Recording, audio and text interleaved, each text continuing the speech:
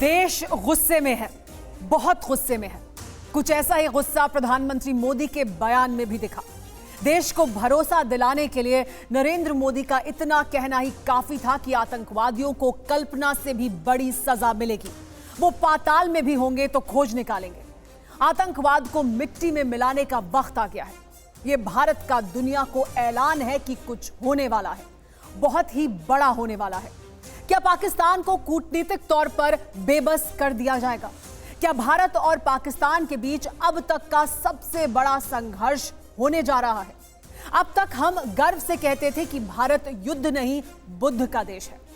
आज सवाल यह है कि क्या पहलगाम आतंकी हमले के बाद बुद्ध के साथ साथ युद्ध के रास्ते पर भी चलने का वक्त है? क्योंकि गीता में भी लिखा है, अधर्म के नाश के लिए युद्ध लड़ना जरूरी है। राम ने सिखाया है, मानवता का संहार हो तो शस्त्र उठाना पड़ता है।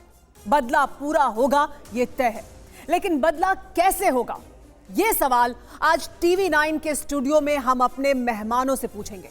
और मैं अकेले नहीं पूछूंगी, मेरे साथ ये सवाल पूछेंगे धर्मगुरु कथावाचक देवकीनंदन ठाकुर जी भी, जो आज मेरे साथ ये जानने की कोशिश करेंगे क्या विकल्प हैं अब भारत के पास, क्या रास्ता सुझाएंगे कूटनीति के जानकार, क्या कर सकती है हमारी सैन्य शक्ति, क्या रास्ता है समाज शास्त्र का, क्या भरोसा दिला रही है हमारी राजनीति, और क्या कहते हैं हमारे धर्मगुरु। क्या अब युद्ध ही विकल्प है? सबसे पहले देवकीनंदन ठाकुर जी मेरे साथ मौजूद हैं, तो उन्हीं से शुरुआत करते हैं। देवकीनंदन ठाकुर जी, आपको मैंने इससे पहले भी सुना, आपसे मैंने बात भी की, आप बहुत आहत भी हैं और जैसे पूरा देश गुस्से में है उस तरह से गुस्से में भी हैं। और क्या ये सवाल इस वक्त बहुत वाजिब है कि भारत बुद्ध का देश है, पूरी दुनिया इसे इसी तरह से जानती है। भारत ने हमेशा शांति का ही पाठ दुनिया को बताया है और यही संदेश पूरी दुनिया में भारत से गया है। लेकिन क्या अब यह समय है कि बुद्ध के साथ साथ युद्ध का रास्ता भी अख्तियार किया जाए?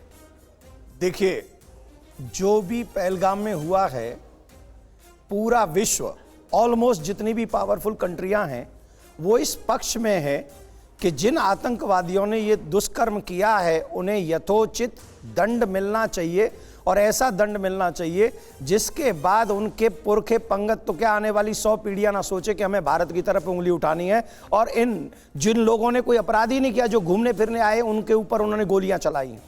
रही बात इस समय किसकी आवश्यकता है, निश्चित तौर पर हमें हमारे भारत की सरकार पर पूरा भरोसा है। और मुझे ऐसा लगता है कि अब तक 10-11 सालों से ये भारत बुद्ध के रास्ते पे चल रहा था, लेकिन अब वो समय आ गया है कि जब बुद्ध की नहीं, अब हमें युद्ध की आवश्यकता है। और युद्ध के रास्ते पर चलकर पाकिस्तान को मुंह तोड़ जवाब देने की आवश्यकता है, जिससे आज के बाद वो कभी भी कोई भी आतंकवादी, भेजना तो बहुत दूर है, यहां पर भेजने की सोच भी ना सके। और हां, सबसे बड़ा जो मेरी दृष्टि में पापी है वो आतंकवादी नहीं है, वो ये रहा, ये जो पाक सेना का हेड है ना, ये जो पाक सेना का हेड है, क्या नाम है इसका? असीम मुनीर।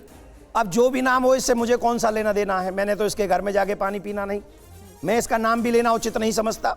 मुझे लगता है सारे गुनाहों की जड़ ये है, अगर भारत की सेना इसका सर लाकर भारत में पटक दे उन लोगों के परिवारों के सामने जिन परिवारों के बच्चे मरे हैं, तो मुझे लगता है ये सबसे बड़ी श्रद्धांजलि होगी। और अब राजनीतिक लेवल से ऊपर उठकर सेना को भी कुछ डिसीजन लेने चाहिए, और सेना को डिसीजन देने की आदत, ऐसा कंडीशन होनी चाहिए कि सेना अपने निर्णय ले और भारत को मुंहतोड़ जवाब दे।